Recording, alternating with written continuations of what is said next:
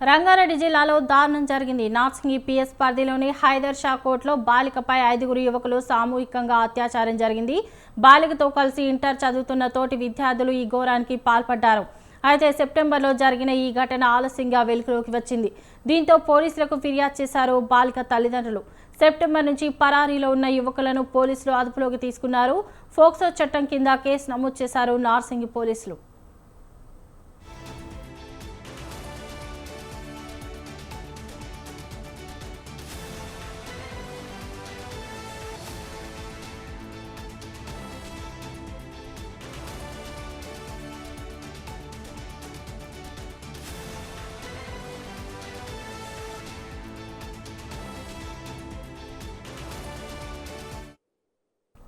రంగారెడ్డి జిల్లాలో దారుణం జరిగింది. నార్సింగి పిఎస్ పరిధిలోని హైదర్ షా కోర్టులో బాలికపై 5 యువకులు సామూహికంగా అత్యాచారం జరిగింది.